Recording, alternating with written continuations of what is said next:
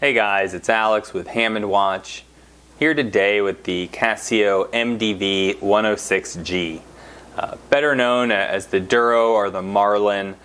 These watches are beloved in the watch community for being just uber affordable, knock-around beater watches, and for good reason. I think they have a great set of specifications, and the aftermarket parts are kind of there too if you want to play around and personalize it and make it your own.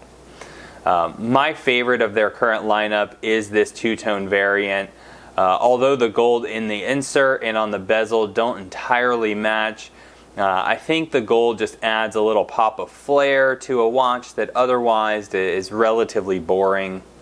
The sizing, it's a 44mm case, so it certainly has some presence, but at the same time it's a quartz watch, so it's light and it's thin. You know, you're only 12.3mm thick.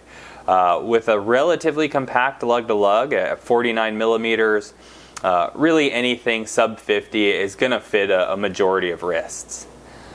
You have a 22mm lug width, so strap options are plentiful.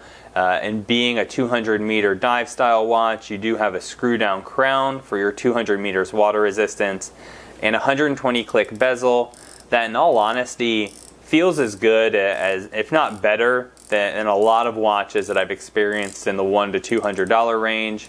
Additionally, while you do get a little bit of back play, the alignment on these is typically spot on, which is really impressive at the price point. You have a screw down case back as well, also showing the picture of the Marlin. I did see I guess a couple of videos talking about some new colorways that were coming out in 2021 where the Marlin is removed. That's a bit of a bummer. You know, it's not overly, detailed. It's not a huge piece to the watch. It'll still have all of its value, but it's just become so synonymous with it. I'll be sad to see it go. The case finishing on these is completely adequate. Not the best you'll see, but at the same time, probably the best you'll see at the price point. And kudos to them for giving you two finishes.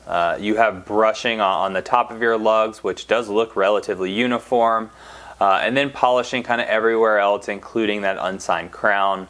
I think the crown guards are very well proportioned. They don't take away from your ability to operate it, but at the same time do add quite a bit of protection. The gold hands and indices really do a great job playing with the light and adding some of that visual interest that, in my opinion, the watch was lacking originally.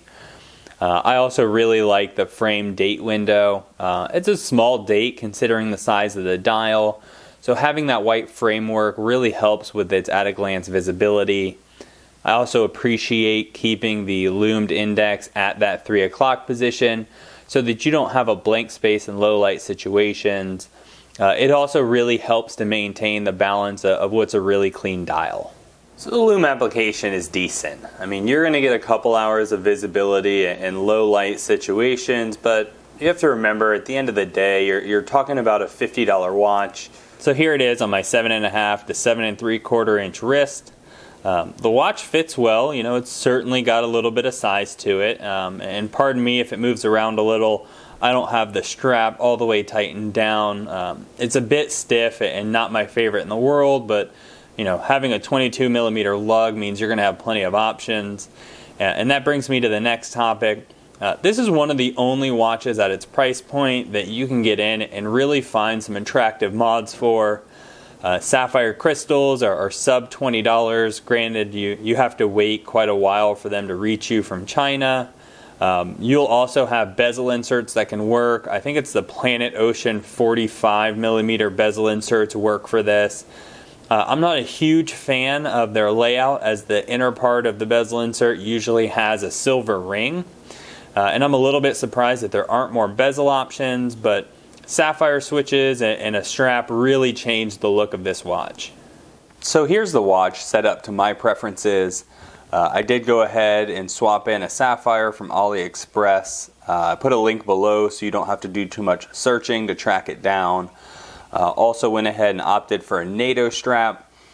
You can obviously pick a strap based on your preferences. I think a NATO works well since it's just kind of a knock-around piece. NATO International is the eBay store that I use for these. Not the highest quality NATOs in the world, but 100% acceptable. And I really like their length at 12 inches.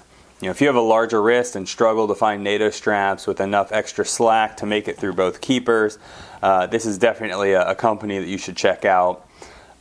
If you guys enjoyed the video, don't forget to give us a thumbs up. It really helps in YouTube's algorithm. Also consider subscribing. We're putting out content weekly at a minimum, and I hope to see you in the next one.